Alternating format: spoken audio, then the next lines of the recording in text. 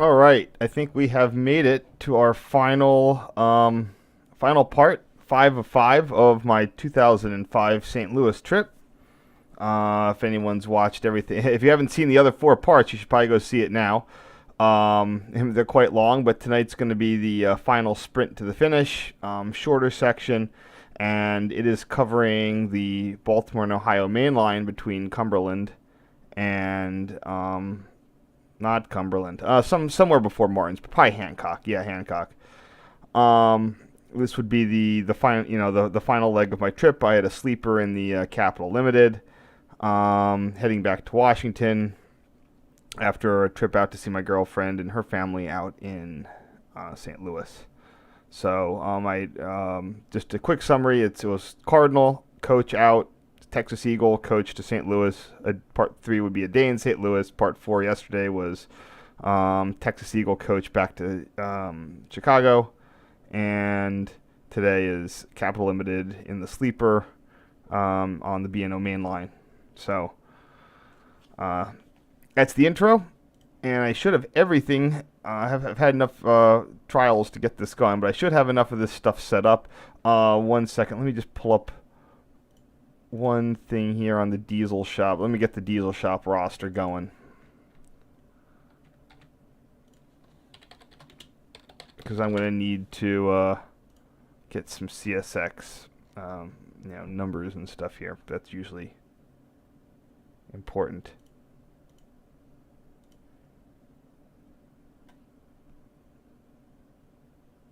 So let's see.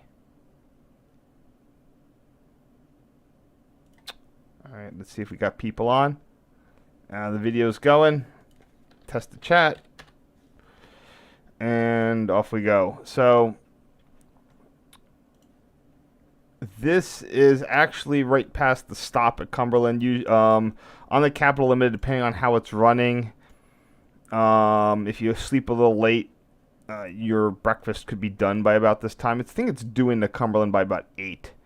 So this is past Viaduct Junction, past the Keystone Sub, but this is in the Cumberland Terminal Sub. So this would be Virginia Ave, and I don't think, I didn't bother to, where are these? I didn't bother to, usually I mark I associate interlocking with a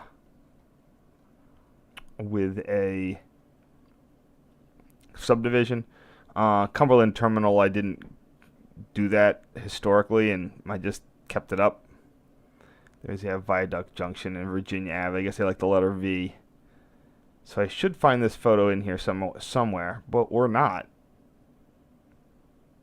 Yeah.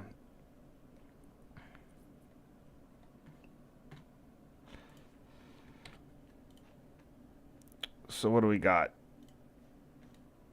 CSX 6497 and the 2271 hump road slug. CSX was road slugging, pretty early on, and the good news is that a number of those road slugs are of the some of the GP30s. I think do save on. So let's see, 2271. You can see if that's still a thing.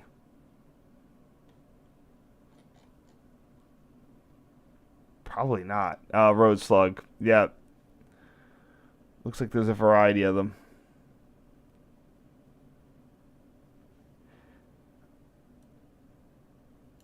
So, anyway. Oops. 6497.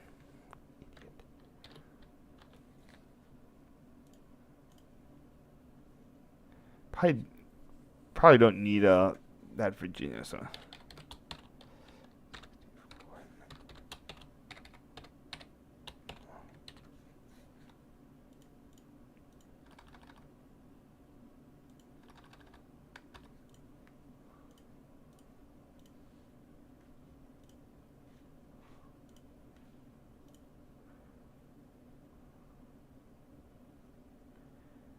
Oops, what did I forget? Oh, forgot to resize it.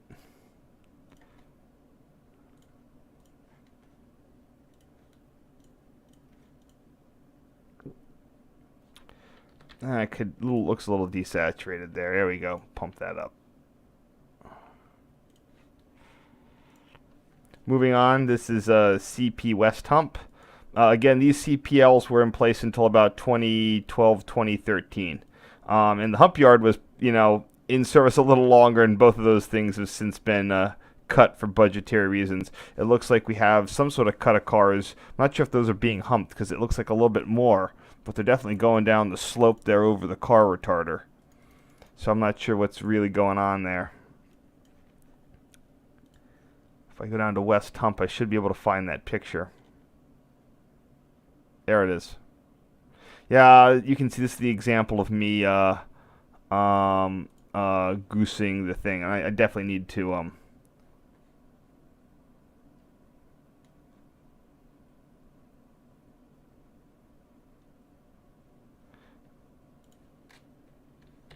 use the different stuff there.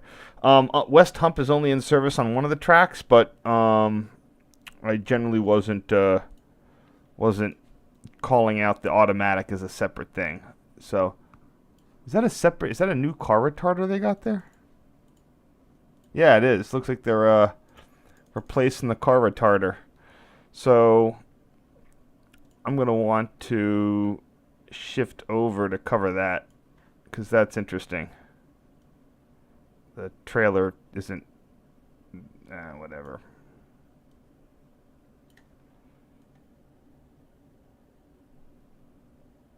There we go.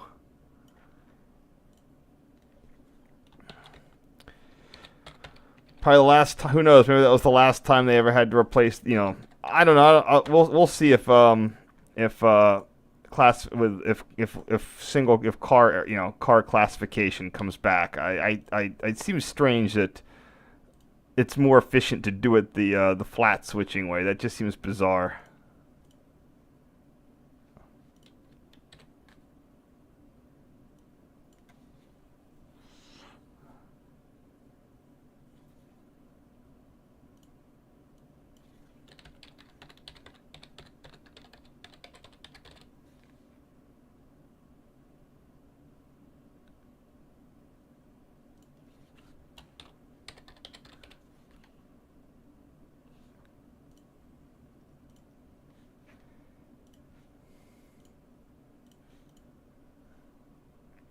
Alright. See, there was something else that I didn't see on the initial picture, that they're replacing the car retarder.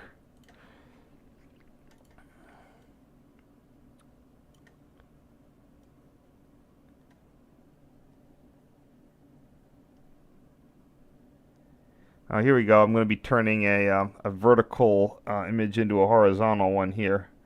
It happens occasionally. So this is at milepost 175.3.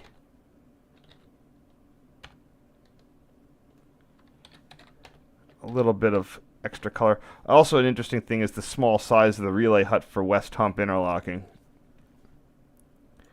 So you can tell I have a lot of these over the years. Both directions, too. Huh. That's interesting. Those car retarders seem to be coming in and out a lot. This was in... Oh, no, never mind. This was earlier that year. So this was just a few months earlier.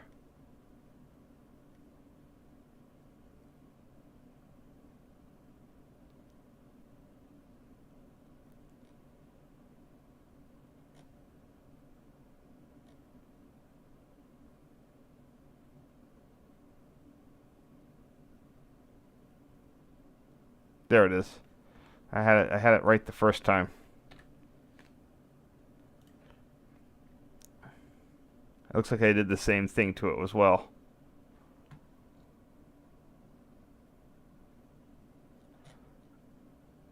Also, that is a typo. That should be westbound.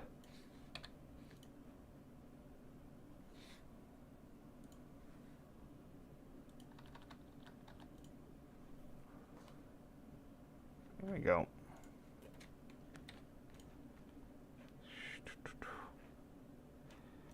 Yeah, I need to get oh, what the heck? It just moved my stuff around. Oh, it's Cumberland Yard. In B&O main line. So you can see cars rolling down. So here we have.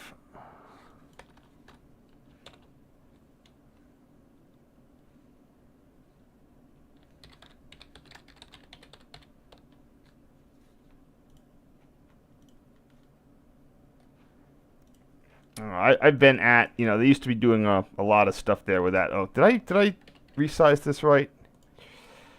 Yeah, it's good.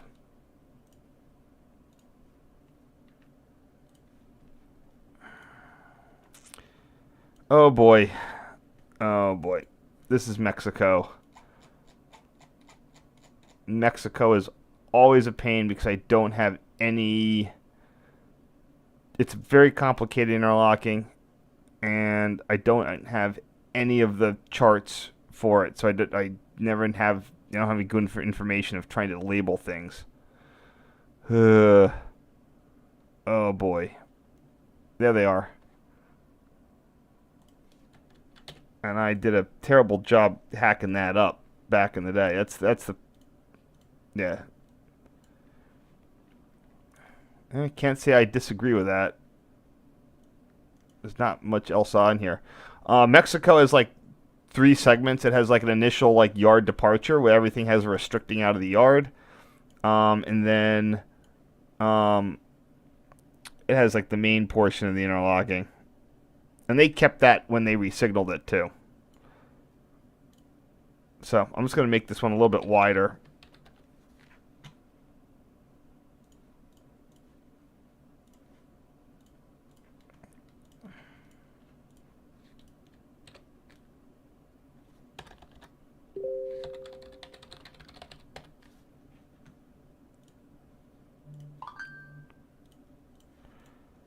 There we go, that's better. Next. Oh, there's something interesting. That's a GRS 5, probably a 5C. Because, yeah, it's a 5C because it's got the brake unit on the back. So there's your 5H or 5, that's probably a 5F right there. But the 5Cs are the old school one, and you can tell with that brake. An A and a B has a motor with with an angled cover on it, and then we have some sort of probably an SD40-2 2431, which we can look to see if it's still there. What is it? 2431. Yep, still in service. Former Seaboard. There's yard air too. So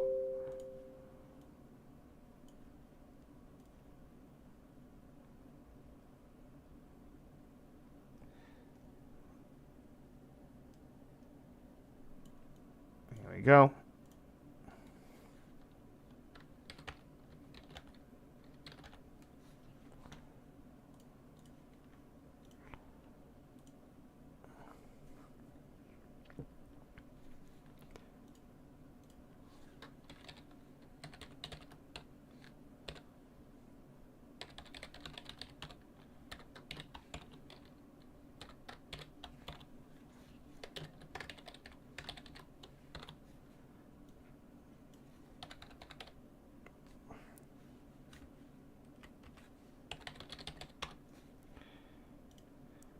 Not the best names, but I'm sort of limited in what I can do. Make sure I didn't resize that too much.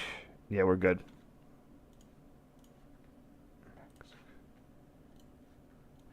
And Brian in the chat, if you look on the channel under live right now, yesterday's thing should still be public. The way it's doing with the new thing, it's harder to me to make. I usually made them go unlisted by default. But if you go there, it should be there right now, and you can go watch it. It's not going to go. I'm not going. Sorry. I made it unlisted. So if you have the link, it's not going to go anywhere. But I'm going to make it unlisted again until I can change the change everything up about it.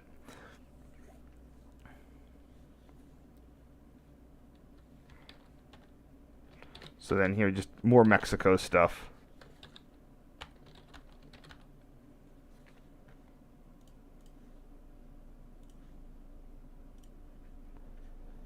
So even if I go to my cheat sheet, it doesn't give you good diagrams into the yard.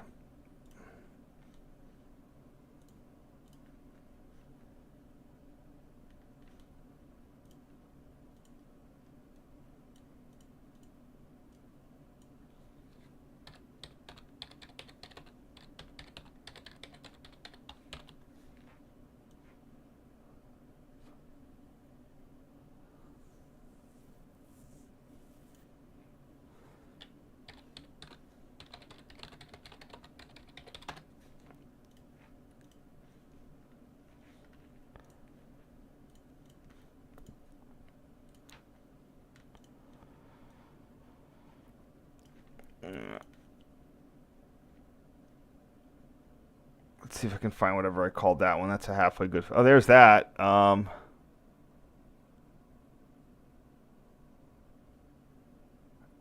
Here we go.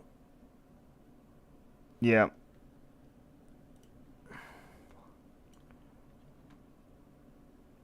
Probably gonna do something like that and see if I can get it and squeeze it into a. There it is, right there.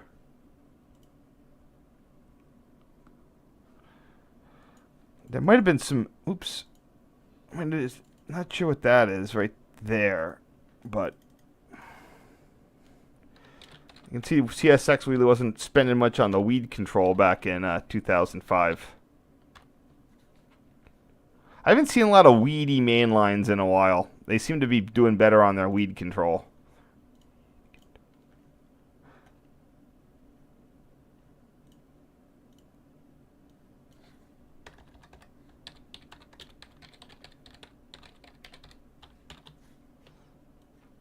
So the east end of the interlocking is there. There's some crossovers and stuff in sort of a logical unit right there.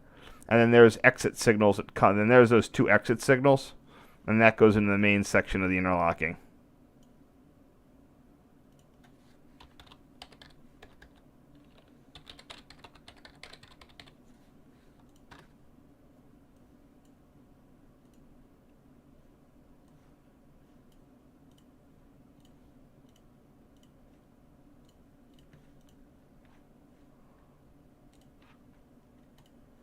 And Mexico Tower itself.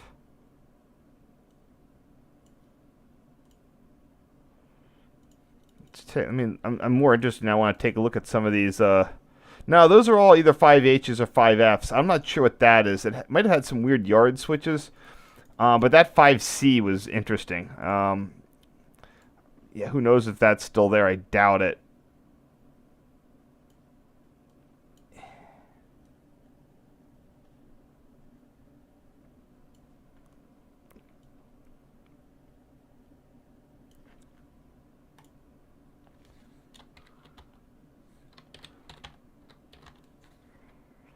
I don't think they really simplified the interlocking when they re-signaled it. Love to know what's up in Mexico Tower. That'd be an interesting. Fortunately, they put a piece of plywood over the door. I can't just run up real fast and get a picture. Let's see what that one would be. Nope.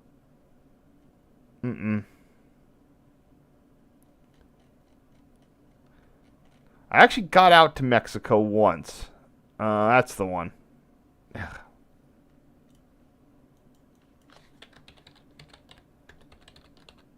And got his best pictures of the. I couldn't really go around it. I got pictures from the bridge that all the other rail fans get pictures from. There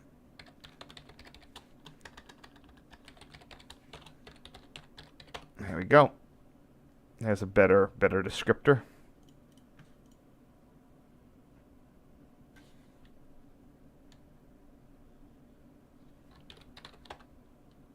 Yeah, I should do that too. I should brighten it up.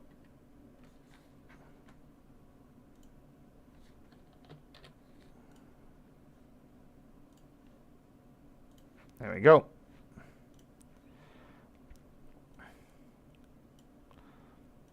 Yeah, this is another one of those situations where there was a good bit of dwarf removal. Although in this case, they might have been trying to increase the number.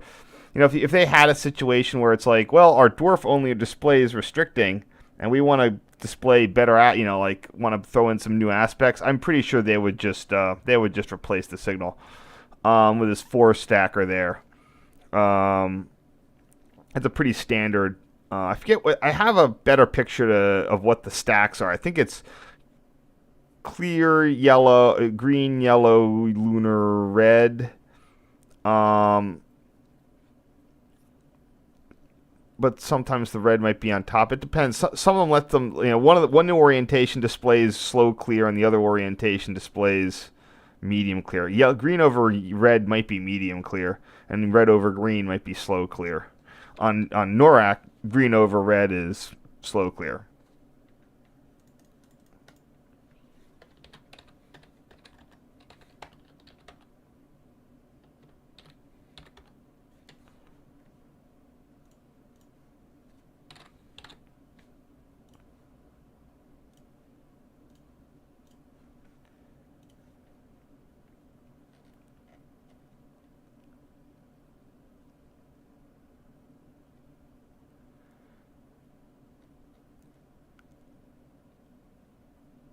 Yeah, I got a lot of pictures of this.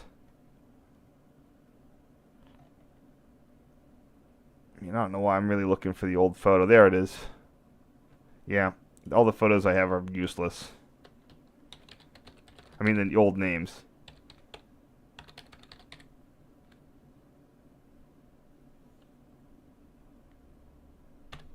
Let's try that. That's a fine name.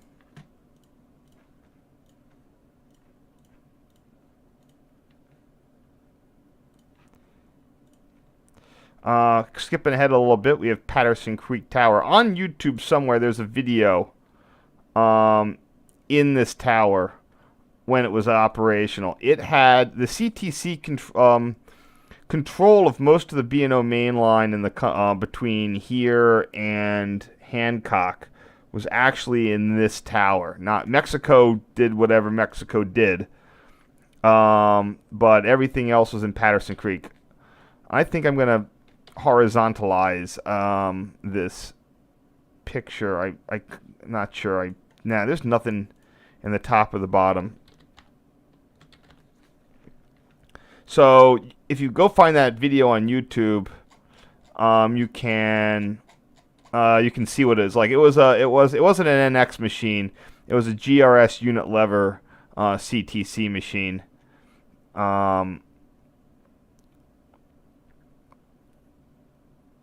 That's the one.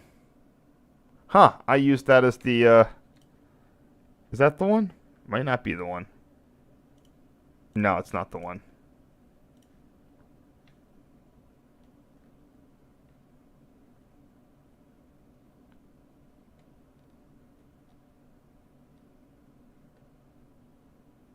Huh. For some weird reason, that picture's not in my set.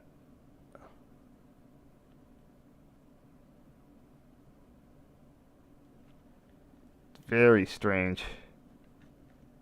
Oh, unless... Oh, yep, that's the one. Because I cut out that little broom that was in there.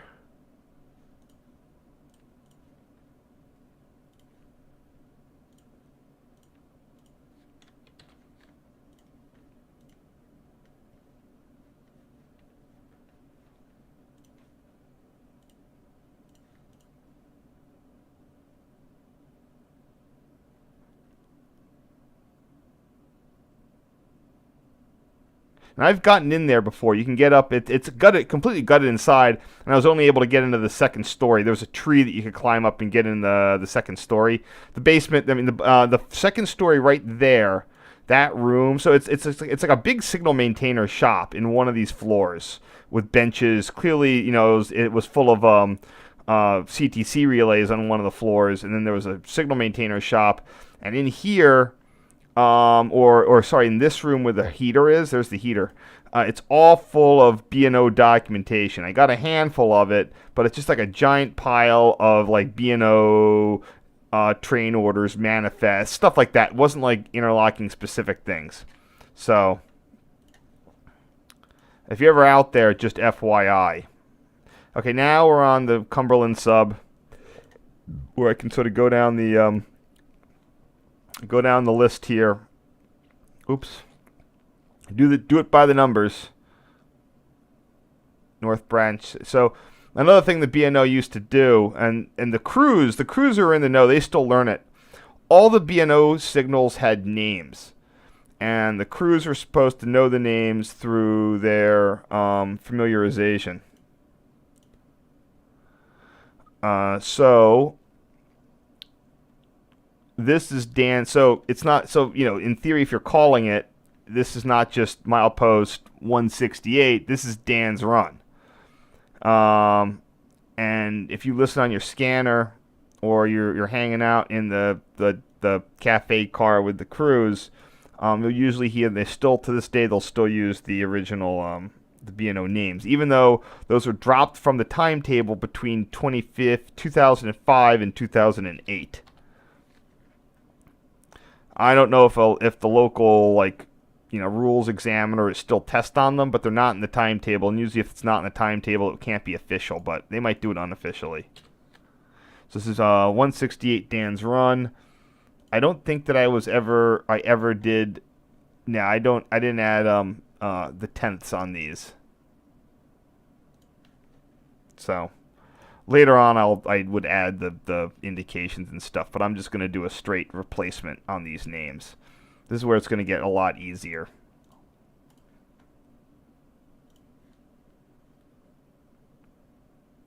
One other thing is that, in theory, on the reverse direction on the CTC, that marker light for stop proceed goes out. But according to the rules, it doesn't matter, because even without a marker light, the signal with just a number plate is also stop and proceed. Back in the day, the idea was that you needed that number plate. Otherwise, it was an absolute. So you needed that marker, or it was an absolute. But that probably caused too many issues with having to get talked by intermediates. So they probably gave up on it. This is the next one. I think this is Turkey Hollow, milepost 166.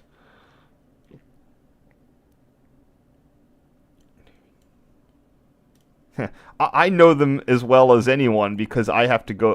I went through so many runs of naming these damn things. I mean, naming them in the file names. Oh no, this is Kern's Curve. I'm not great on them. There it is.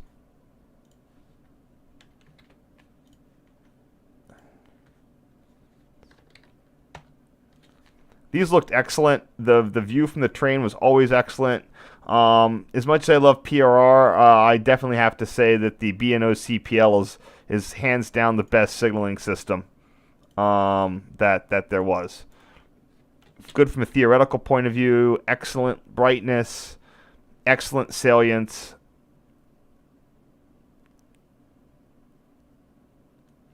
I need to wait a second.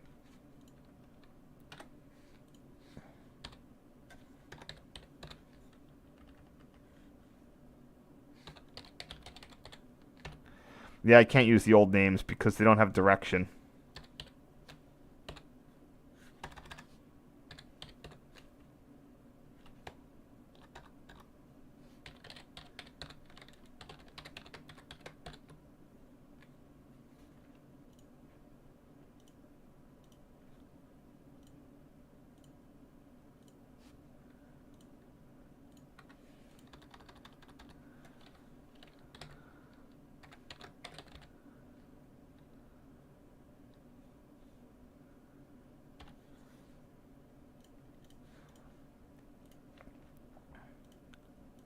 An interesting thing is that the siding track there, which is like a way track, WEIGH, that only has that one intermediate at Dan's Run.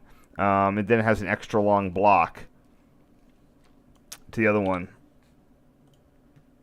It's also worth noting, where is that? The Kern's Curve, because there are a little shorter blocks, you have this second approach medium here. So there is a 4 block on the main track. So the third track has a long block, and these ones have a slightly short block.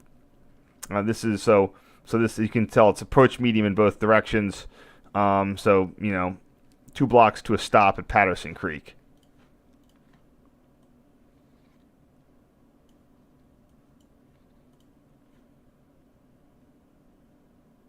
Let's make sure that the video is still up.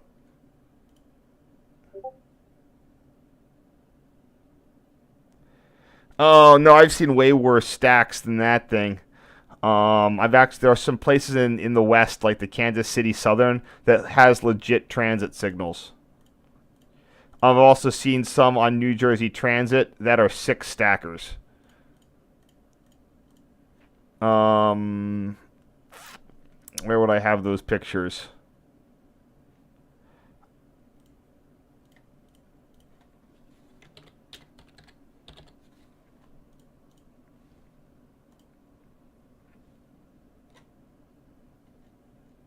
They should be here. Here they are. Yeah, here on New Jersey Transit, they got 6 stacks right there. So they can do, they're not virtual heading their dwarfs, which is sort of dumb or unnecessary. But again, I'm sure that that's something that a signal contractor put in so they could bill more. Here we are at Greens Spring. Where is that? Cumberland Sub. You gotta get through all these.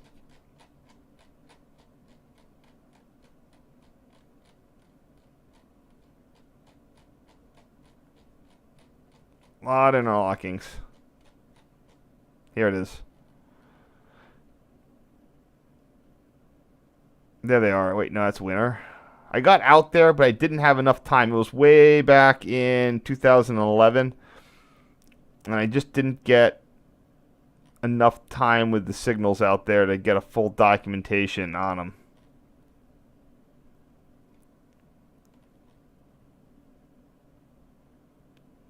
This looks like the ones. No, that's newer.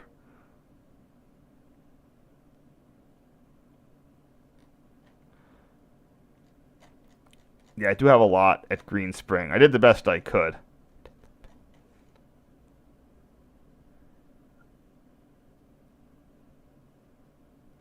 There they are. Yeah, I can't use that name, but let's see.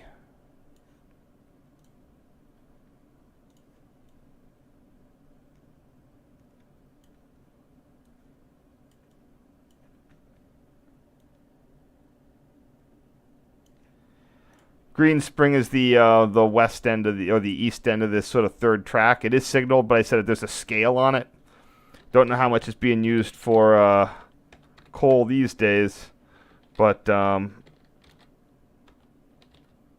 it was back when I was there.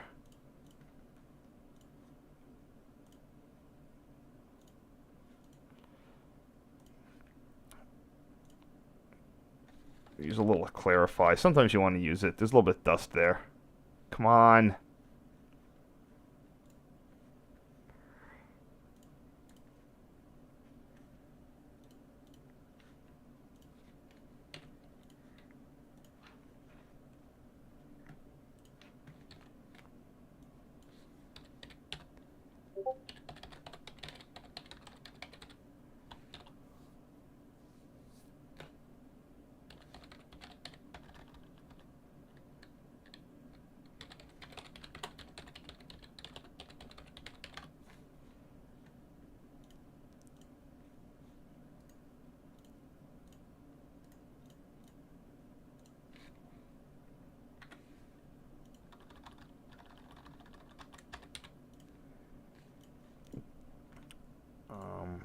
I don't need that much stuff on these, probably. Ah, crud.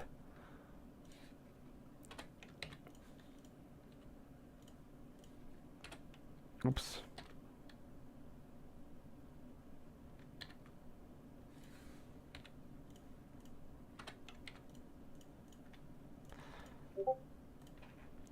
Let's see how much I'm able to get. Oh wow, I cut right to the chase. I didn't get anything in the interlocking.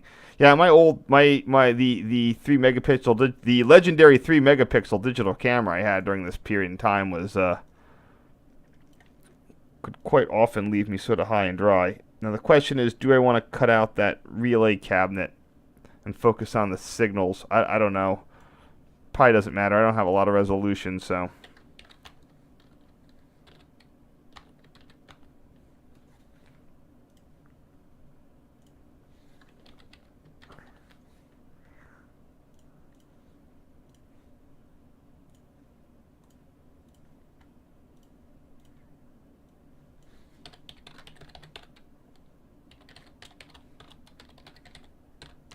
These were likely installed sometime in the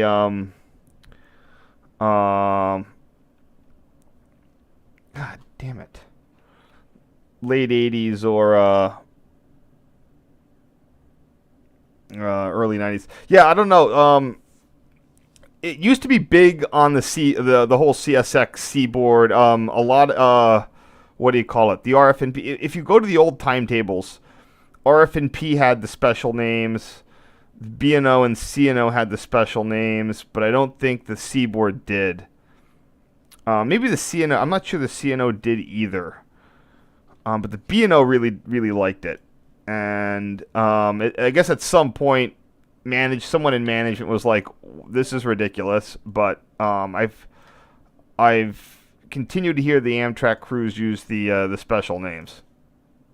Now, this is an interlocking. Of course, it has a legit name.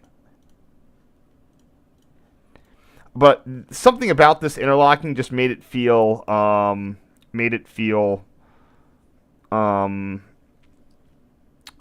more modern than the others. Like this one, this was an 80s. This felt with just the hardware that was in the CPLs changed slightly over the years. They had slightly different hardware, and this sort of had 80s or maybe early 90s hardware. You know, you can tell with the all metal. What I look for is the metal masts down there. No finial up there. The relay huts are 70s or 80s, maybe into the early 90s. You have these pole line infrastructure clearly went in, bucket lights. You know, that wasn't going in the 1950s. Another interesting thing, I'm sure there was an interlocking here, but this one got redone. Other note, because of both the 4-block signaling and because of that short signal block, you have medium approach medium capable CPLs, or approach medium and the medium approach medium, where the previous ones just had the 6 o'clock orbitals and the 12 o'clocks. Here you got 10 o'clock, 12 o'clock, and the 8 o'clock and the 6 o'clock for that, to support that 4-block signaling. This is where I can go nuts on talking about B&O signaling. Something I am currently planning on doing a series on my blog covering this whole the whole line, signal by signal, just like I did for the PRR main line. I bought books for the B&O main line, so I can actually speak with a little bit more authority than I could on the PRR one. Here's Turkey Run, or I'm pretty sure it's Turkey, or Turkey Hollow, sorry. Let's see if I'm right.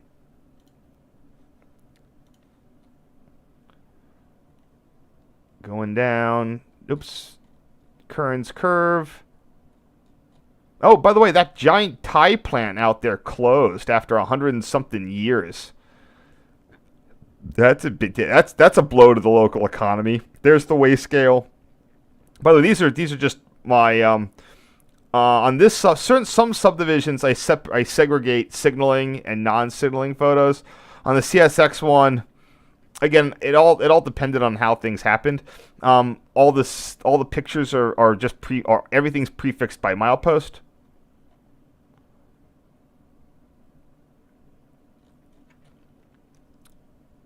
So I can just roll through everything. Yep, and here we are. Oh God, where's this Turkey? It's Long's Crossing. All right, I'm going to stop trying to guess these. This is not 4-block signaling. This is actually an intermediate between two interlockings, Okanokono and Green Springs. And that's one of those things. If you go on that YouTube video and you look at that the the CTC board on Patterson Creek, you can make out all the interlockings. I'm not even going to go to the original, try to find the original photos on this stuff anymore. Because they just aren't using the right names.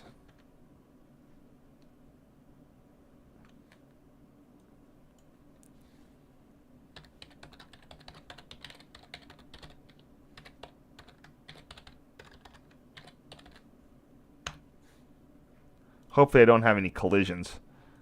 Because I kind of am risking them. Oh, there it is.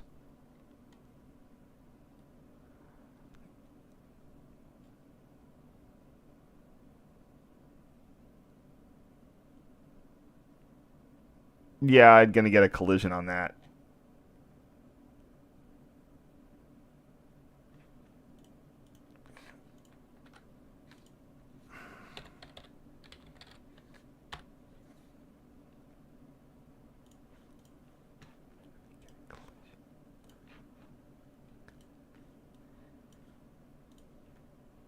It doesn't really matter if I try to copy stuff through. I'll get a, hey, you have a matching file. You know, it's like, don't overwrite this file. But, you know, then I have the file names on all the ones that I've uploaded differ from the ones on my computer. And it hasn't caused a problem yet, but you never know.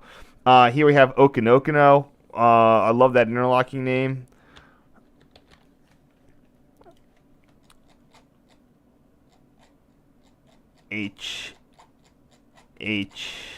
M Martinsburg Okinokono Okonoko. So, you know, say that as many times as you need to fast. At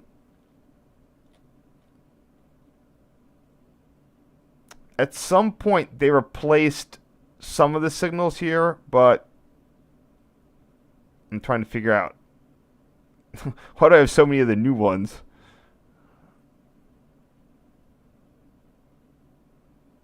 Yeah, I think that's them. Yeah, that was a huge mistake.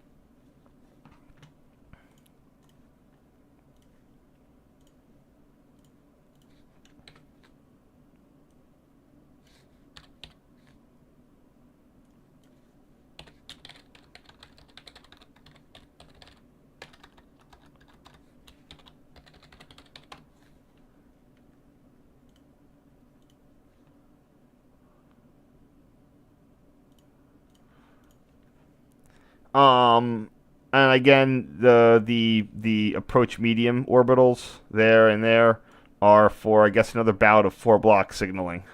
Whoa, I cut right ahead of the Carruthers Tunnel.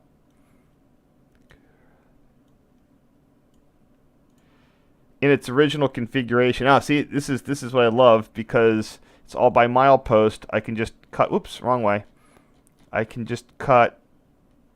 Here you have Long's Crossing. 160. I missed Little Niagara, which is a CPL, which is a signal bridge, or was a signal bridge. There it is. And I missed Paw Paw, which I went out to in person, which is good.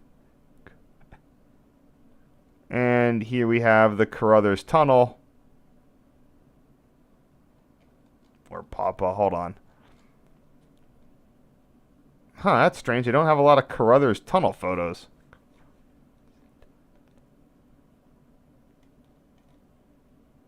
Well, anyway, here we have the... I know that I have more Carruthers Tunnel photos somewhere. I probably didn't milepost them properly. So that's going to give me a chance. With their stupid National Gateway project, CSX went about vandalizing the Magnolia cutoff infrastructure by notching them out and putting. I mean, in theory, they kind of look like Chessy cat's ears, which would be on brand. But it's vandalism. You know, lower the track. Here's what this looks like. The Magnolia cutoff, and I have this set up already. The Magnolia cutoff is basically, you can see this gray line, this brown line is the old main line. They called it I'm not sure if it was low grade, but my mouse is currently tracing it. And this stayed as a third track up until the end of the B&O era. I'm still tracing it out. It goes around there, up there, and eventually it ends at Orleans Road. So all of this went in 1914. It was a major engineering achievement, on par with things that the PRR did on a regular basis. But the B&O, people need to remember that the Northeast railroads were significantly richer than other railroads, and then in the Northeast, the PRR and the Reading and the New York Central were significantly richer than everybody else. So anyway, what the Magnolia Cutoff did is it took that giant snaky route and it just cut right through the mountains. Draw a straight line, cut, tunnel, build, and it's something cut off something like 1,000 degrees of curvature or more, 5 miles, raised speeds, and it is rail engineering really hit a peak in the early 20th century around 1910. Well, about 1910, reinforced concrete was invented. You got the Lackawanna cutoffs, multiple ones, the ones in North Jersey and like one in PA. You got this getting built. You got the Philadelphia and Trenton cutoff. Everybody's building cutoffs to avoid all those things they did wrong in the 1860s, because all you had was Irishmen to lug stuff for you. So they replaced Irishmen with machines, and then fixed all the curves and grades and other stuff.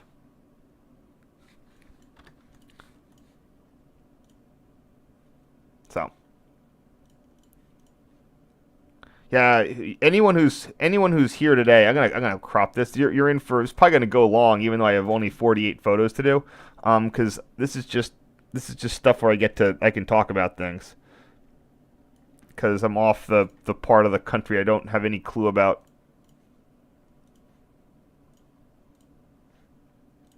I have more photos of the B&O main line. I mean, I have more surveys of the B&O main line than I have of the PRR main line. I only have like 2 or 3 of the PRR main line. I have the B&O main line covered in both directions 10 times at least.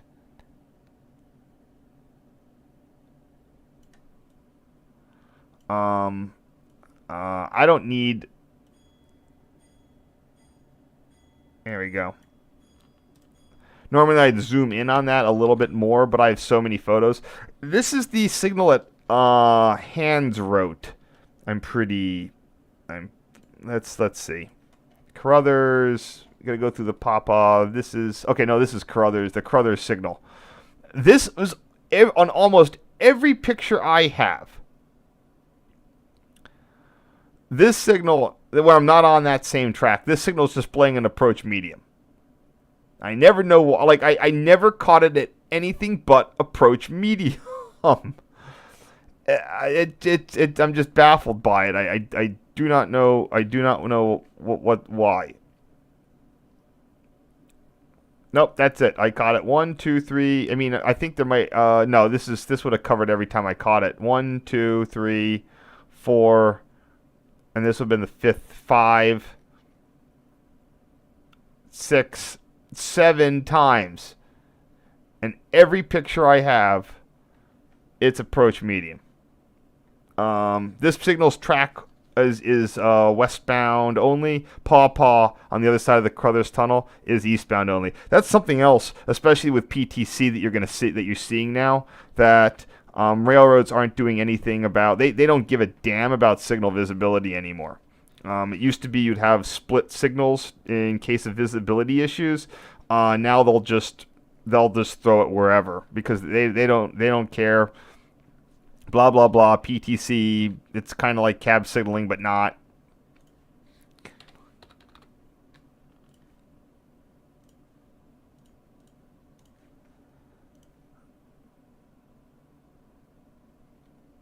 Does anything mention what it is? At medium, gone. Oh yeah, it's gone. This signal location is just gone. They zapped it. No, I don't see anything, so I'm going to be westbound CPL bracket. Not there'd be any other kind of bracket. Track 1 approach medium.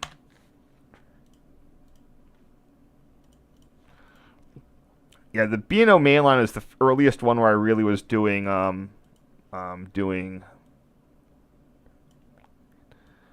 surveys of the B&O CPLs because I was shocked that they were there. Shocked. Here we have the Graham Tunnel. The Graham Tunnel is part of the very famous Tunnel Bridge complex, where you cross the Potomac on a bridge immediately into the Graham Tunnel. Then you come out of the Graham Tunnel and immediately cross the Potomac again.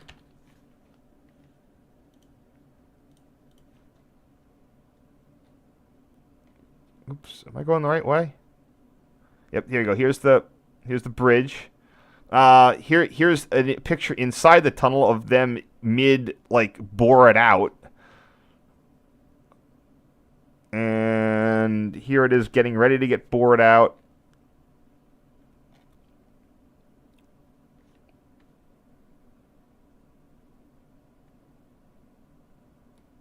I'm not sure I have any basic westbound portals. That one's wet. That one's bored. Soft. Plus bridge. Yep, I can use that name. Man, I'm glad I can.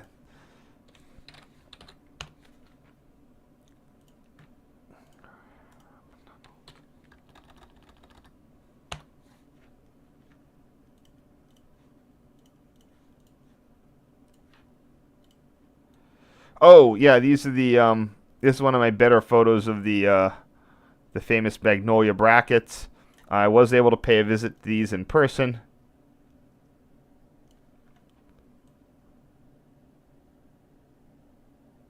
But they are approach lit, so my only pictures of them lit up are from a train.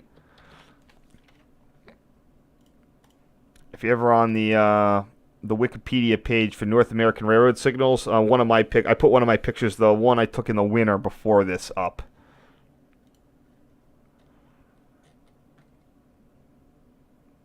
Blah blah blah blah blah.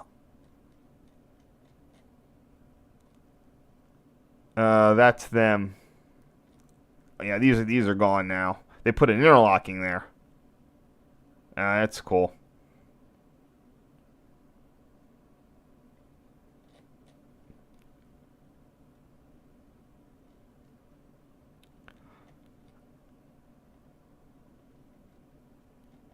When I was out there with the Magnolia, nothing came by, too. That was a bummer, because I said I just didn't get them lit up. Cool, I get to use the basic name. Oops. Yeah, that was my attempt in, my original attempt at editing. Here's my current one. Oopsies, shit.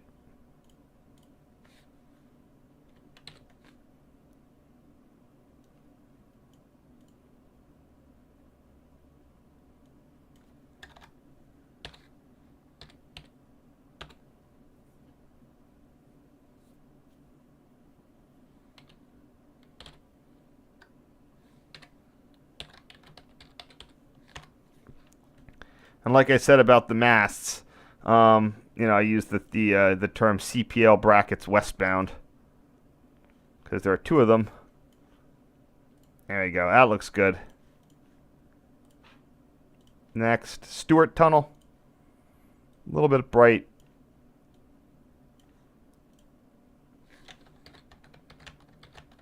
A contrast, a little contrast enhancement will get that brightness down.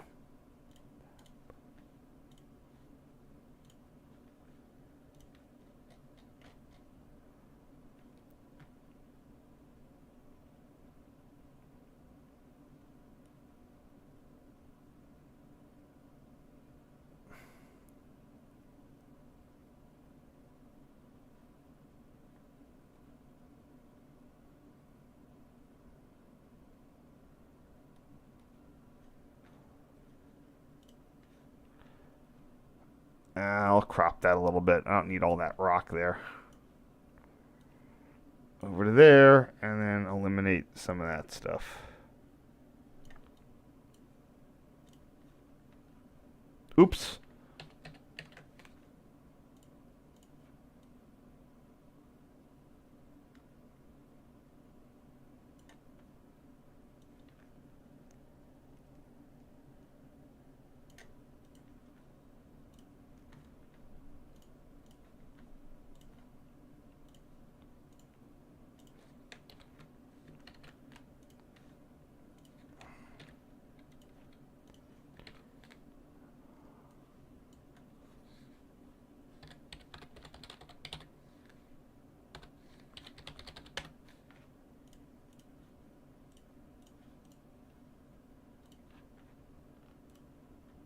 Here we have the one of the two hands wrote signals. Also note that this was, despite being a 1950s CTC project, it is completely pole lined.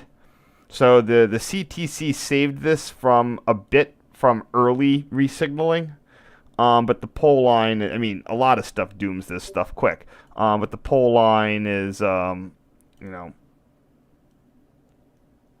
why it probably, you know, I don't want to say like it did last pretty long, and the ABS 251 portions of this line went before the 261.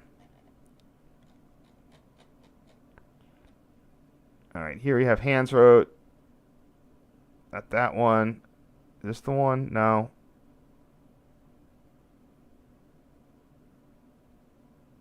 There it is.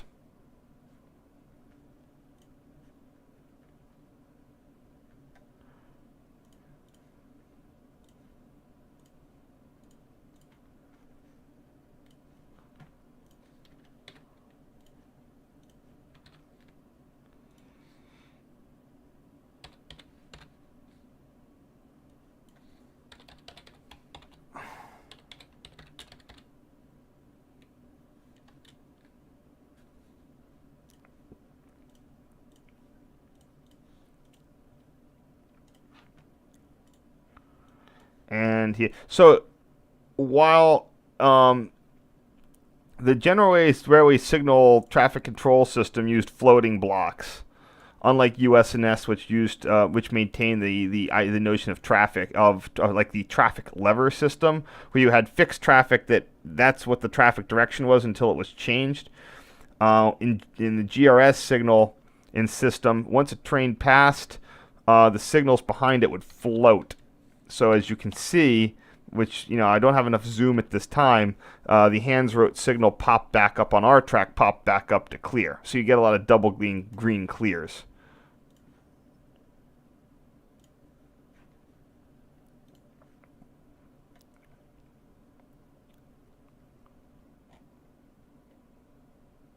Yeah, there's the best example I got of that one.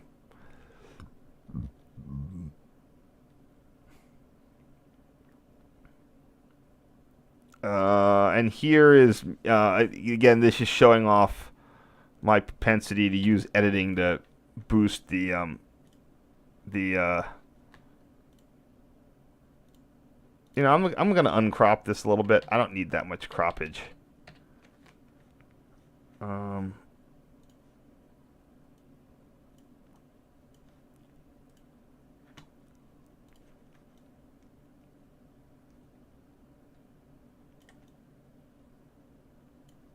So I want that telephone pole.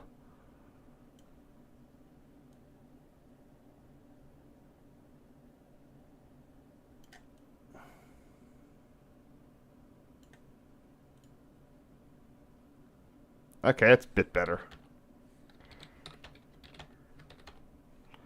Yeah, later on I found ways to just be able to improve, you know, the contrast without having to resort to raw, like going into the photo and editing it.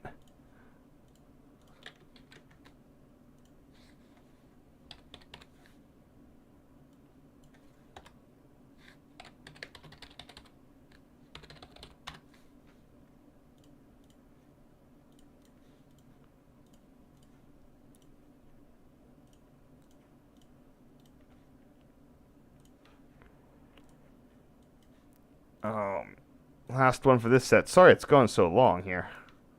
And I hope that I don't have any issues with the video feed.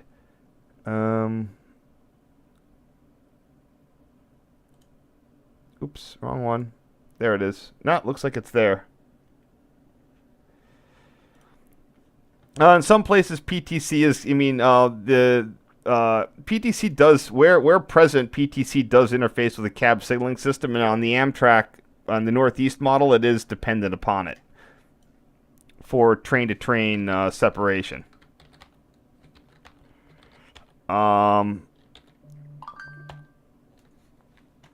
Railroads just wanted something that could completely fail and not, that they could just say, oh, well, it failed today, so we're just going to revert to whatever the non-blah, blah, blah, blah, blah rules are. Here we have the Randolph Tunnel.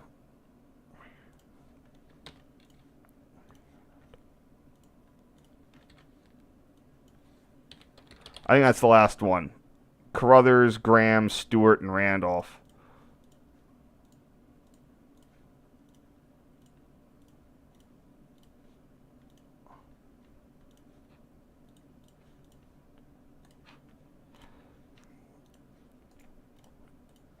Alright, that's the next 12. And we can have a short stroke here. And then I'm going to pick up another bunch of photos because they had a file name conflict.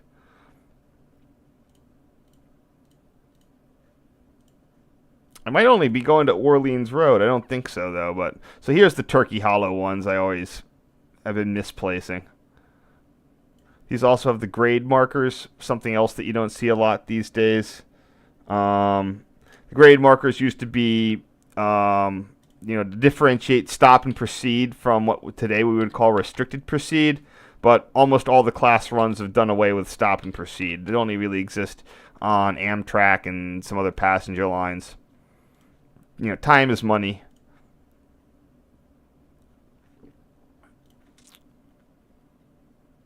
Here we go. Turkey Hollow. Oh, Doe Gully. Where the frick are the Turkey Hollow? Oh, I know which ones Turkey Hollow are.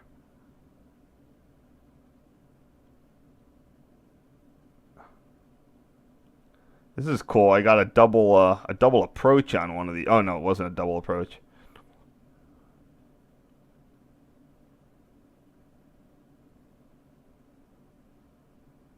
Oh, there's the double approach. That's the opposite direction though.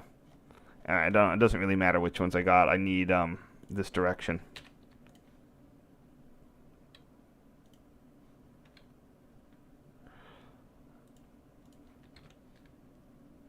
Westbound bracket. Oh, it's CPL brackets westbound. Track 1 clear. And even in as of 2013, 14, whatever that was, I wasn't using best practices. It's all about continual improvement. Oh yeah, you can see then here, they flip up, whatever the relay log. At some point, the relays click and it registers you. Another interesting thing here is that the old line I was telling you about, the Worthy one, it was adjacent to the Magnolia cutoff route at this point.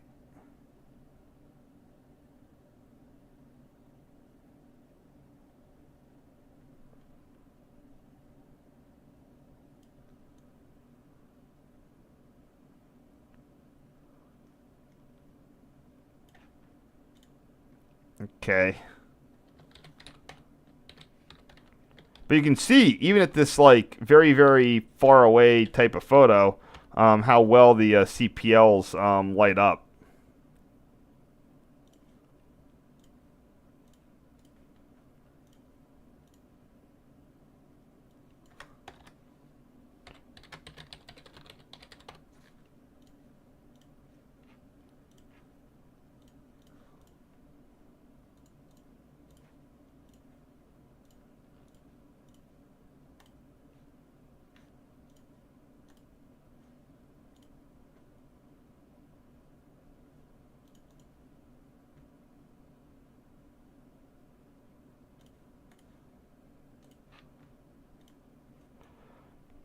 Now we're at Orleans Road. This is the end of the Magnolia Cutoff. It is also the end of Patterson Creek's CTC coverage. From the next interlocking down is Grasshopper Hollow, and that's controlled. That's remote on from Hancock Tower. Surprisingly, this is the only section of CTC. I mean, from Patterson Creek to Hancock. Well, there was like a third or fourth track between Hancock and Miller, but once you hit Hancock, every interlocking beyond there, practically to West Brunswick, is up until the early 2000s was it was tower controlled. Incidentally, this bracket mast right there is laying in the dude's yard. Whatever they did with that, they let that guy take it, and it's there today. If I can pull up a thing here. If you don't believe, I mean, there's no reason for you not to believe me. But there's New Orleans Road interlocking. You zoom in, and there it is. You can see it right there. There's the bracket mast for the Orleans Road interlocking. I was there, and I caught a turtle. There's a little box turtle on that thing.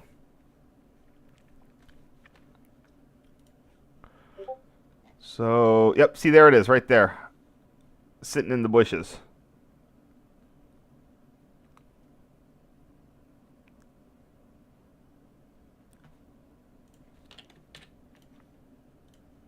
Anywho, back to this.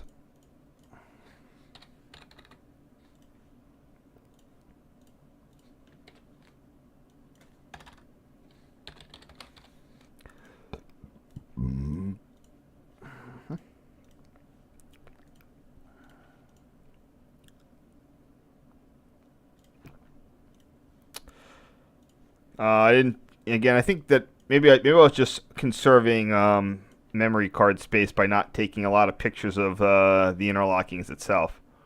I think that's the aforementioned Orleans Road right there. I don't know.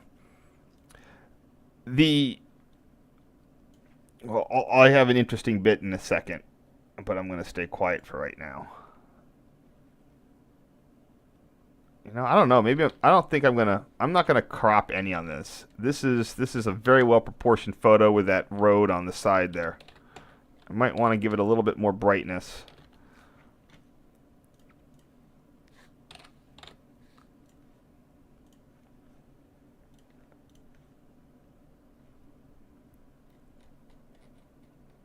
Yeah, there's that.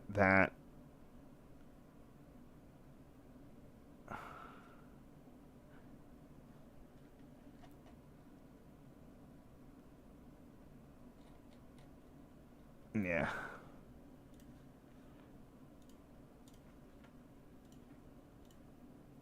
Oops. Oh wait, that's right. It's the westbound CPL gantry.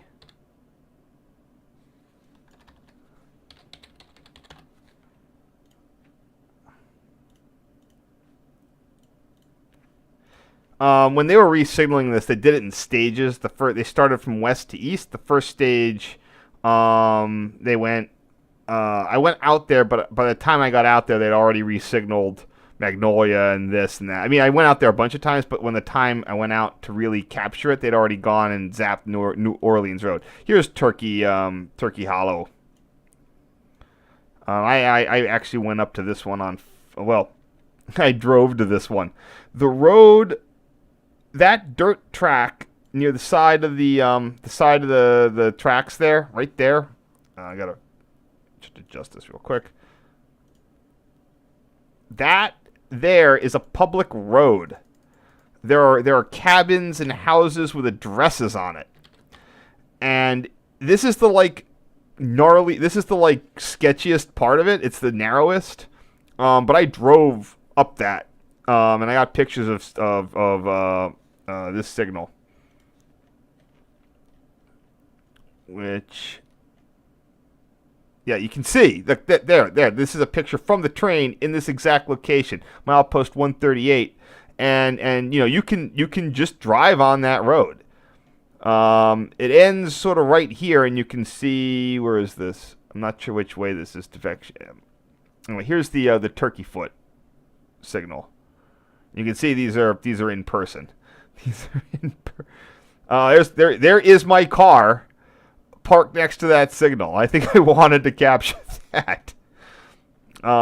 It shows you how large these are in person. These are absolutely ginormous.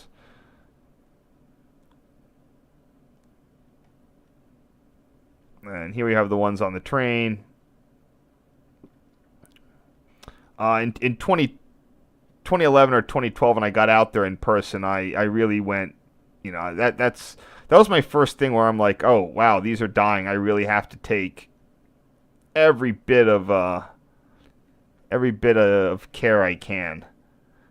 Yeah, this is again me editing this. What I did was, I think I took one. I would just cut and paste those lamps to make them look better. Here's the actual one, and I don't need to fake it anymore.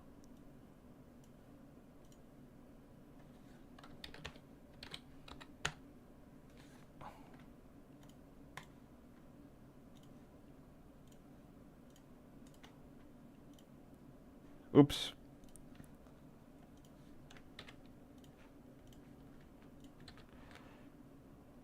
I think this is also. I forget when I got the PDFs of the timetables, but I had a prior. There was a dude who had he had done a web version of every CSX timetable subdivision. It was like I even copied it all. It wasn't as good as a CSX timetable like this, but it had all the important things, including all these signal names. So these are CPL brackets, westbound, 2X approach. There we go. And this is where we're now at the combined thing. So instead of having that whole cutoff line and the old slow line, this up through the B&O era would have been 3 or 4 tracks.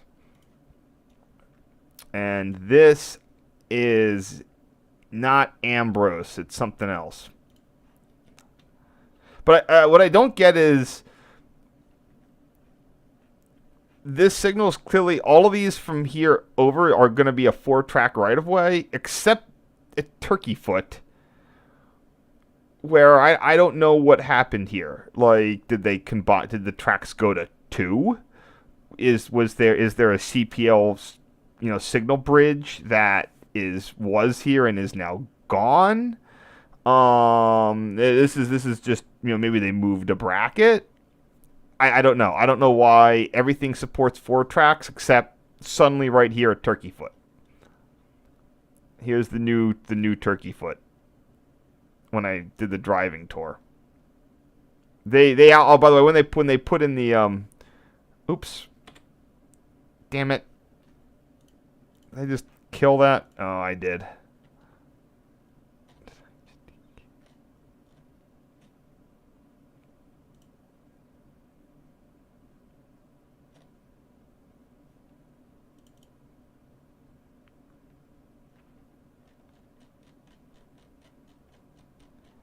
Sorry about that. Oops, it's still freaking full screen.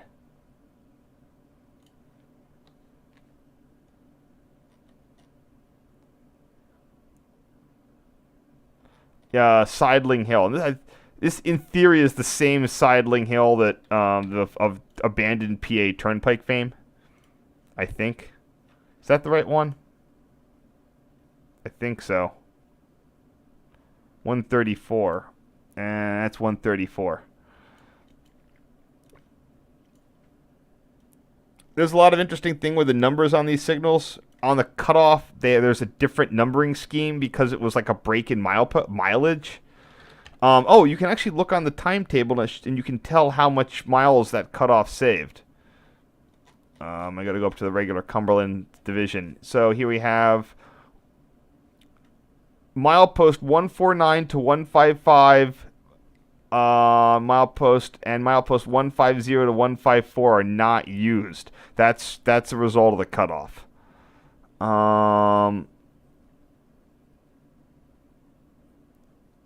So it's about 5 miles was cut off with the Magnolia process. But I think previously the Magnolia cutoff might have had its own mileage. So again, I could cut off the pole line bit there, but I think I'm going to keep it. It does unbalance the photo, though. I don't really need the picture of that. Let me see.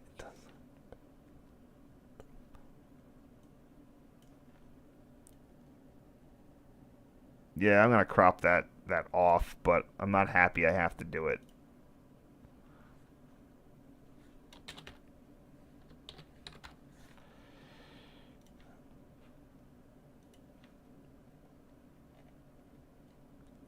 Oops, wrong way.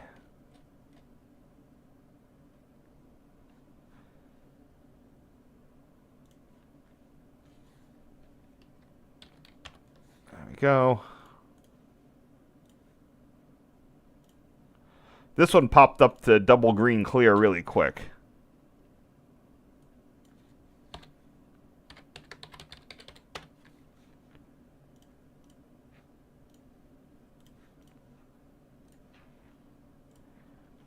And this is just a picture in the... I don't even know why I included this one, but... This is train 30, right?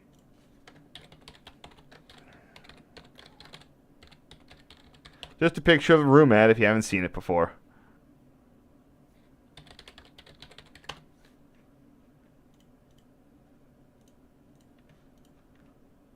Alright.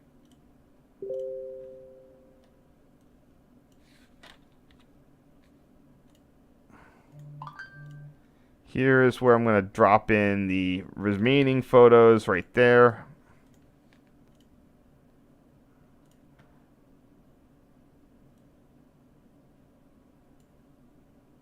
Oops. Sort them by name.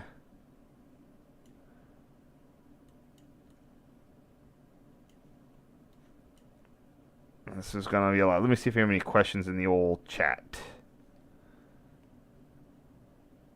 Yeah, all those tunnels have been notched out for double stack. Like I said, it gave him chessy ears.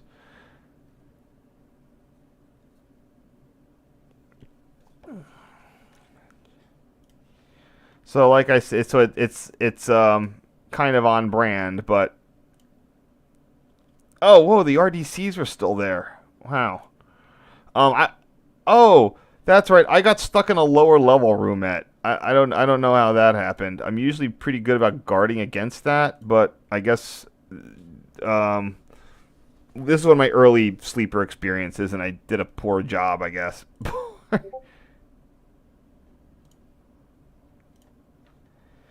So, like I said, I wasn't lying.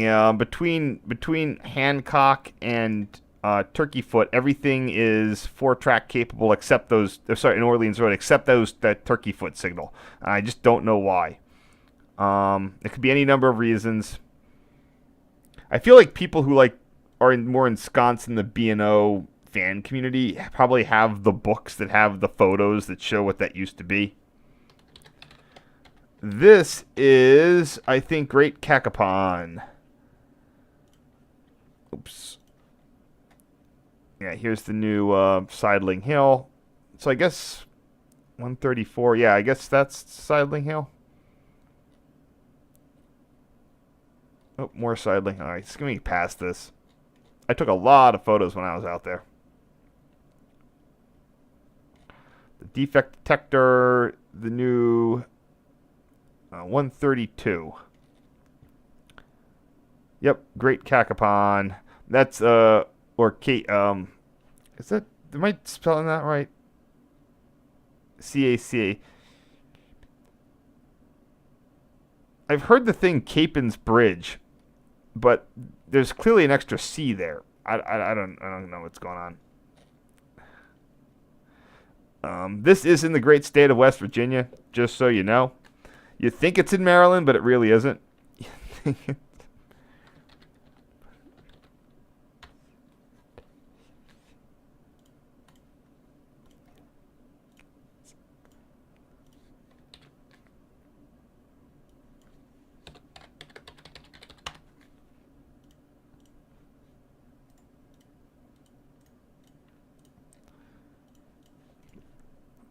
We are getting close to almost done here. That was 132. This is 130. Is this drywall? The famous drywall signal? Yep, this is drywall. I told you they have weirdo names. Weirdo.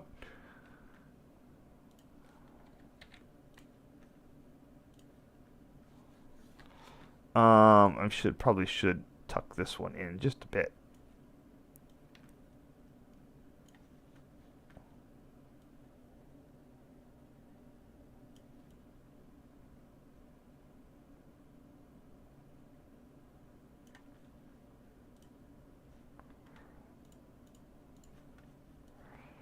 And I can tuck that in just a little bit more.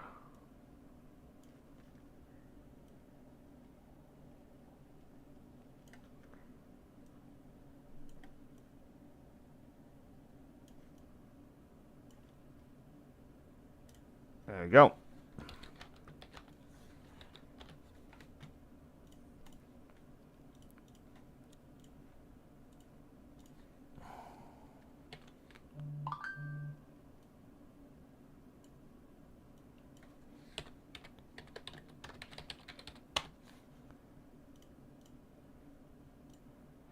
Oh, drywall.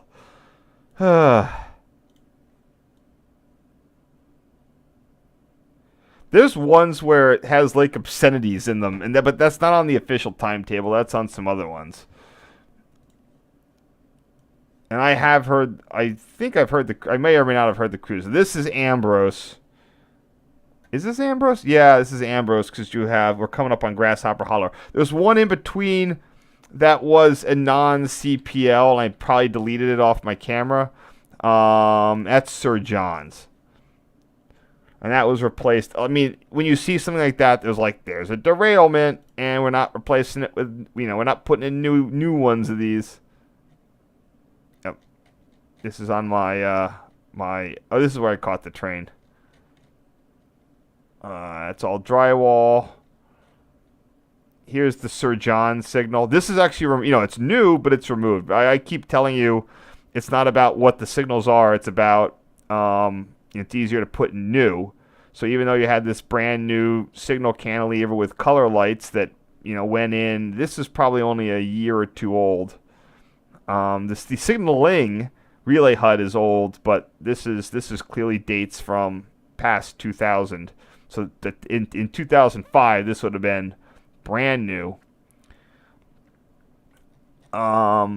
They actually put in a new signal. Just in the way the resignaling works, they were spacing them out. They were raising the block lengths because they don't need the capacity, and they replaced Ambrose and Sir John with this one signal right here.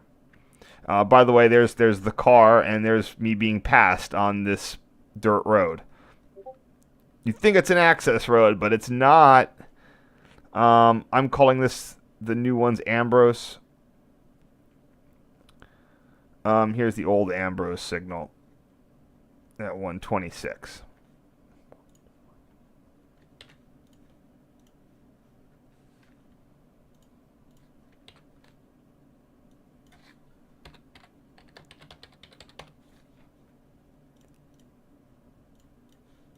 Got really lucky with this double green clear stuff. Looks nice.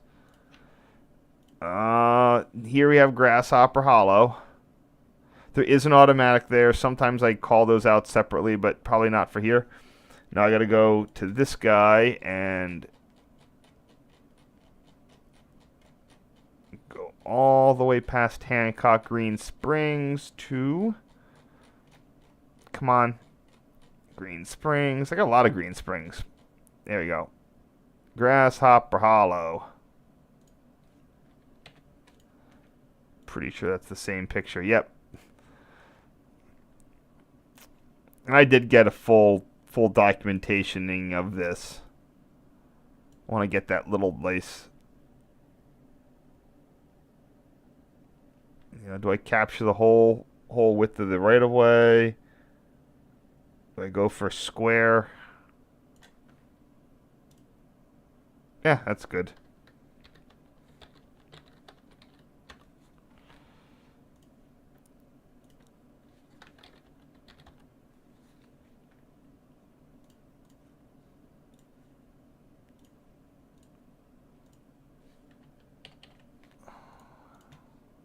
Nope, don't want to resize that. It's already minned.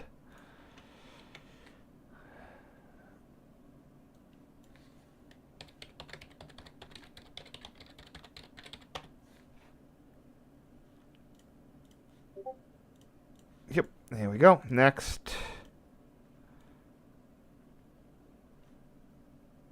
It's nice how like all these signal bridges disappear into the forest.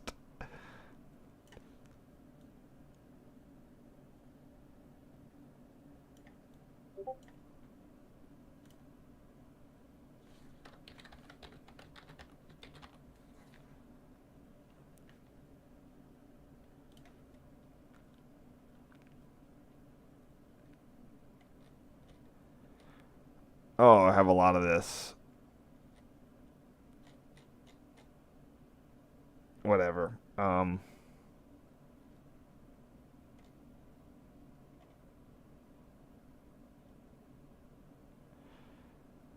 So in this case, the interlocking is only in service on track 1? No, that's track 2. What did I think? Why was I calling that stuff all the way up the line track 2?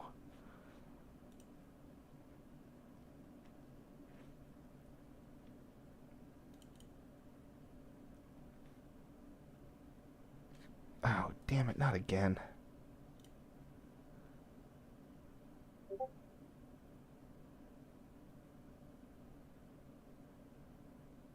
Huh, the dash numbers on the signals don't actually correspond to the actual track number. Well, there you go. Jesus Christ.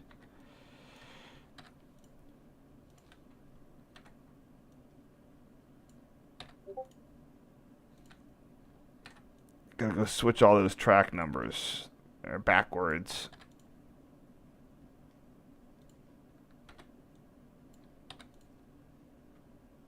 Okay, here we go. Yeah, so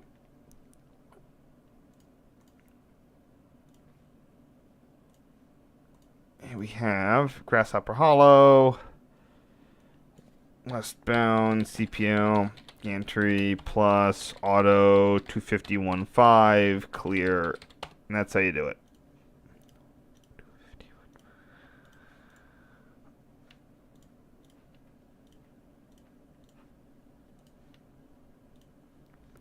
Finally we got to Hancock. Now, as anyone who knows my stuff, in 2007, I got it before they closed Hancock Tower. I got in there.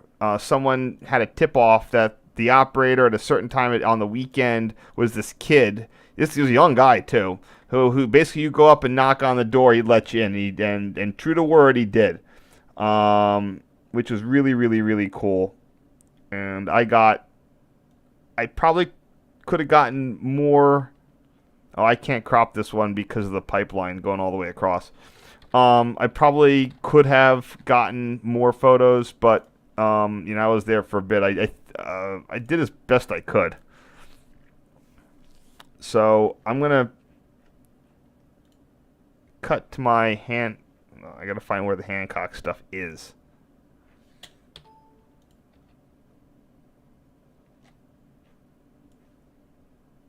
Do I have no Hancock Tower photos here? I guess they'd be in towers. Let's see if they're in their own folder. Guess not.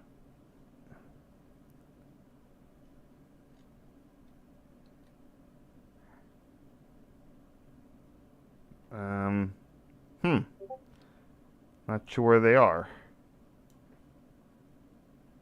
Oh, there they are. What I want is the model board.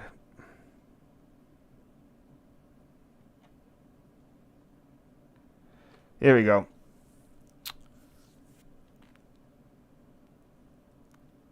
So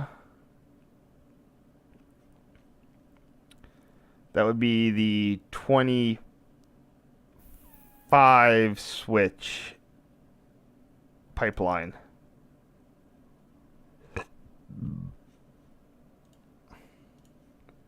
And each pipeline had a facing point lock, a lock lever, and the throw lever.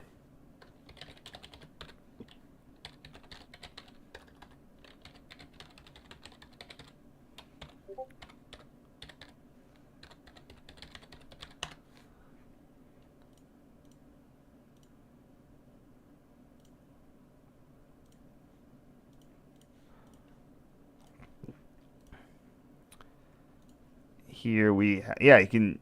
It's really fascinating. Now the stuff at Kieser. I never got out to Kieser, Z Tower in Kieser. But that made, Hancock was half, converted by the time I got there, and literally half. The east half had been turned into electric. By the time I got there in 2007, and then it was closed later that year, and then 5 years later they redid the rest of it. So this is the 18 switch.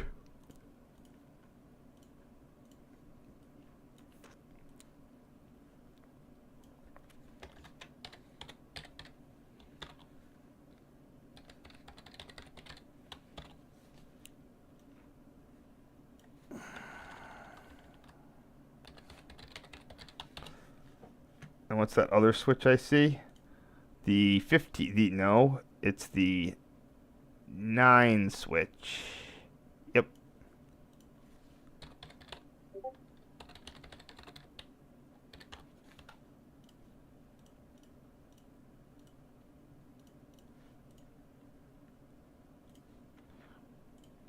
And here we have Hancock. So this whole East End pipeline was no longer in operation. Oh, that's not the 9 switch. That's the 15 switch.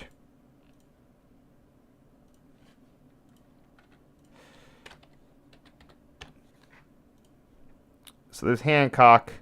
Now, it's not like these were remote controlled. They were still controlled from the levers in the tower. They just operated a circuit controller that would throw the switch. Those were converted since they closed Miller Tower and sort of did that. They sort of did like a half re-signaling job. I'm gonna sneeze here in a second. There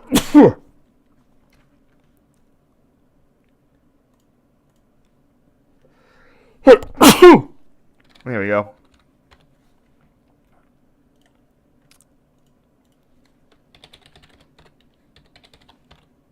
Nine switch plus the old east and the westbound direction.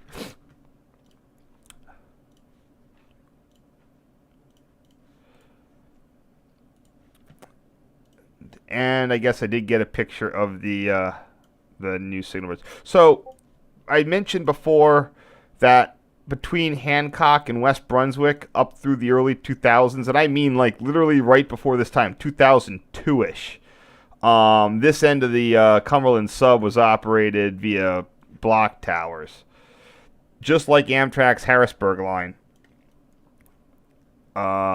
So here, the next tower would have been our tower at Cherry Run, sometimes called Miller. Next tower after that would have been W Tower at West Cumbo. And although that was wooden, it did have a GRS Model 5 power frame inside. Not exactly sure how that was sort of chosen.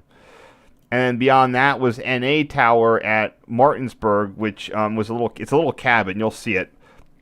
And it just had a couple of panels. And then next that was the West Brunswick complex, where WB Tower had a Model 14 but had remote control of Harper's Ferry and a couple other interlockings.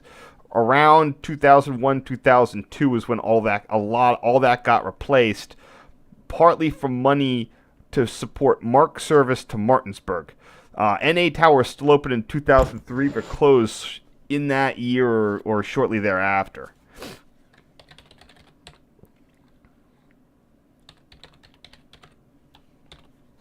Got a few what those switches are. That's the number 1 derail and the number 2 switch.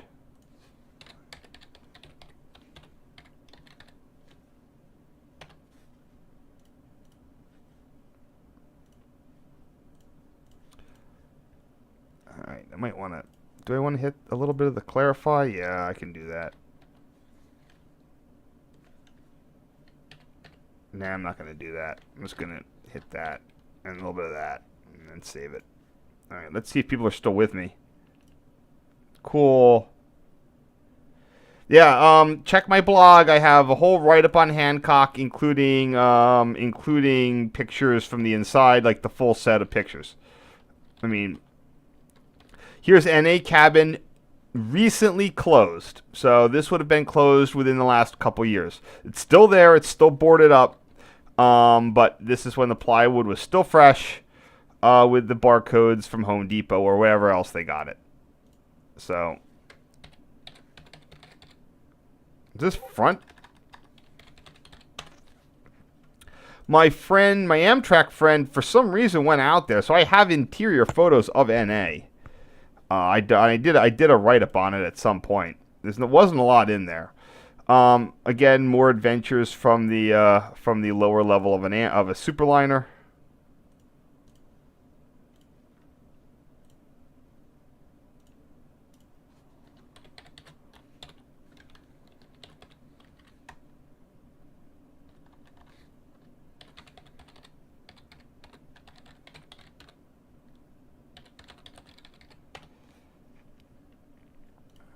There's fun things, little things you can do with your camera. My favorite maneuver on all of these trips, on a superliner, especially on the CNO, if you pass a train on the lower level of a superliner, the window can open. Now they really don't like you opening that, and they'll bitch the shit out of you if they find you. But if you pass a train, as soon as you pass it, you pop one of those superliner windows open, and you can pop out and take a picture as you overtake. It's safe because, you just passed a train. It's unlikely that there's going to be another one. And there's enough room between the things anyway. But I've gotten a bunch of fun photos that way. So here we have a WB. I'm sure this picture will be somewhere. Wayne, SEPTA Wayne, WB.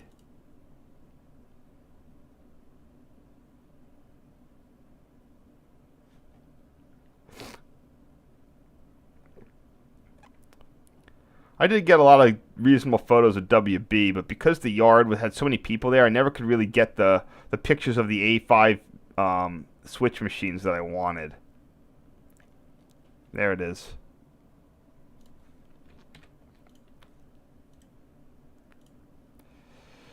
Oh, I don't know what I'm going to do with this. It's probably some sort of square shape.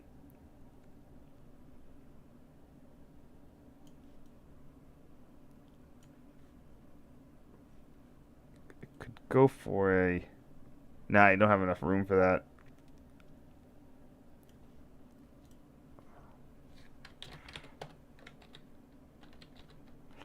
Try to get that red down. Just do that. And that. And that. And that.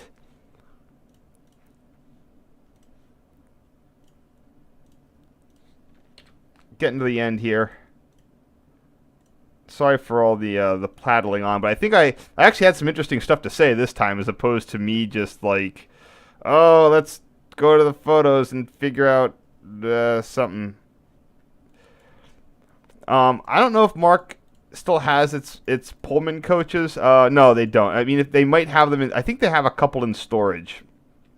Metra bought a bunch back from somebody because they needed more coaches, and Nippon Sharo, whatever they're called, somehow screwed up. and exited the market. That's not good. Like, I like gallery cars. I do not want to live in a world without gallery cars.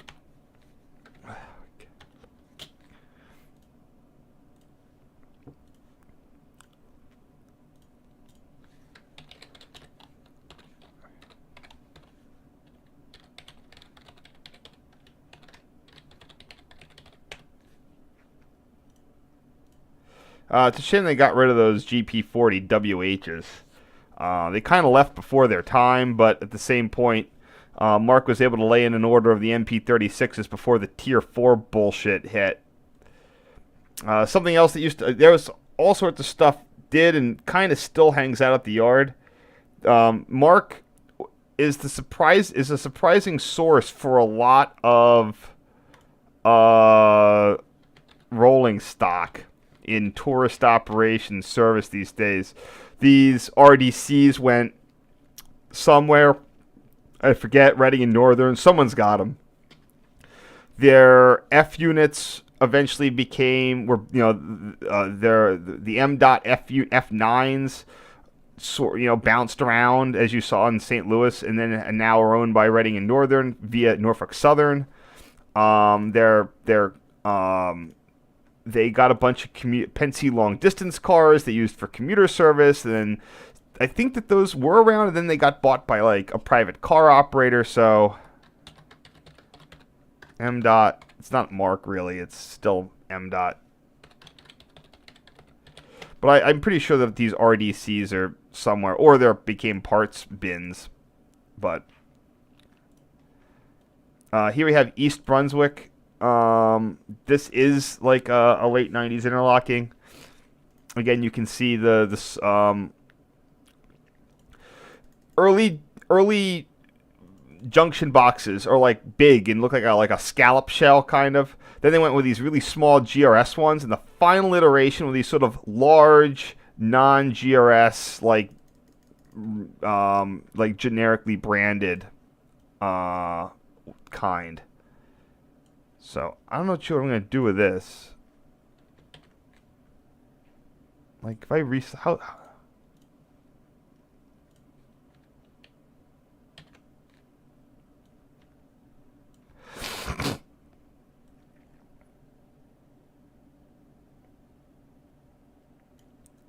One thing that really bugs me is that I never got a good... I don't need those woods and junk. Well, maybe I can claim that I'm getting pictures of the rail joint. I got a picture of one end of East Brunswick interlocking, but I didn't really go get the other one. I was on a bike tour, and I was at one end, and it was a walk, and I was like, I'll get it the next time. And then out of the blue, they re-signaled the whole complex, out of order, and I was SOL. So this is...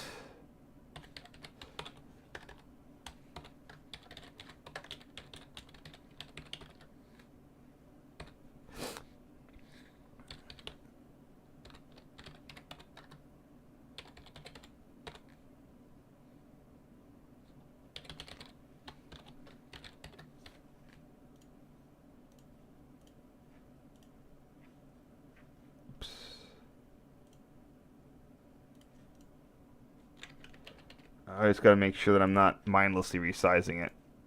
Yeah, I shouldn't have resized it. There it goes. Getting down here, this is the end of East Brunswick that I did get pictures of.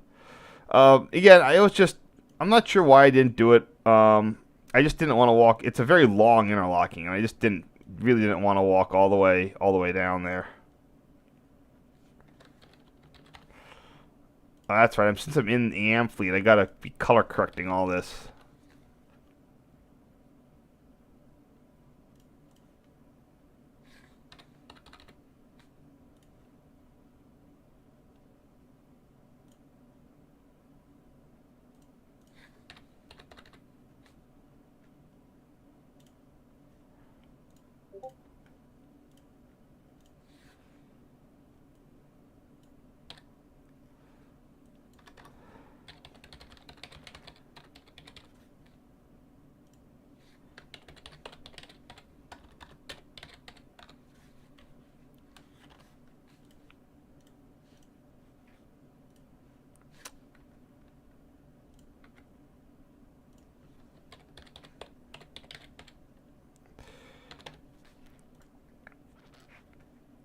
Yep, here are the signals at High Rock.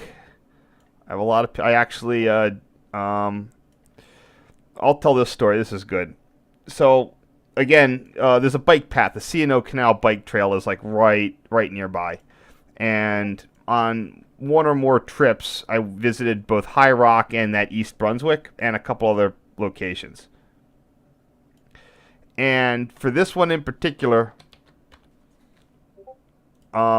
so the canal is on the bike trail is on the tow path, which is on the opposite side of the canal. But now the canal is almost entirely dry by this point in time. But in this case, there was a little stretch of the canal that had water in it, and I managed to crawl. A tree had fallen down, partly rotted tree, and I just basically shimmy. I got down and I shimmied across this log. And my friend was there and he goes like, no matter what they say, they can't say you're not committed. So I think that was one of the best compliments I've been paid in this whole endeavor. Now I'm going to fast forward a bit here to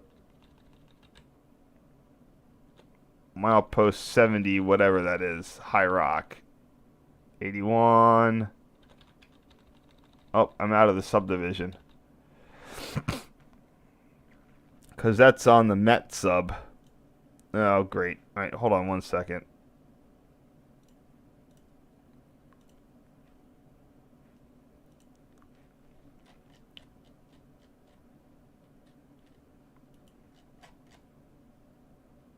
Cumberland. No, come on.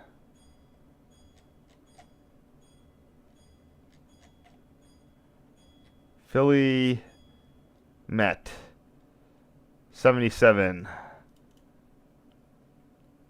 Nope, that's a different signal. Yeah, there are a couple that didn't have names. One of them being 77. The ones between Brunswick and Riverton. Almost done. Not much I can really do with this guy, but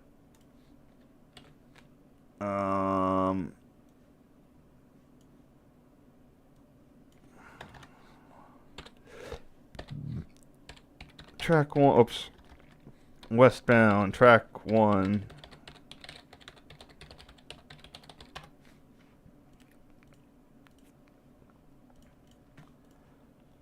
And last picture of the roomette with one of my bags on it. So there we go. Thank you very much, everybody, for putting up with all these super long streams this week. I really wanted to try to get this done. I'm going back to my normal house early because there's nothing going on here for Thanksgiving because of COVID. So I kind of needed to get it done.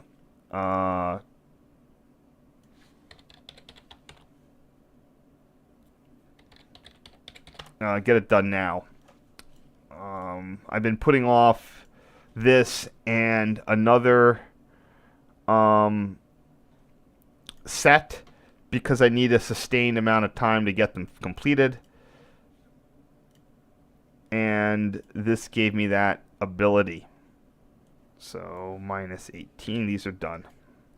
So before I go answer questions, I just want to let you know there's going to be another marathon session. Probably the next time I'm streaming is going to be sometime during the Christmas season, likely after Christmas, but I'm not 100% certain.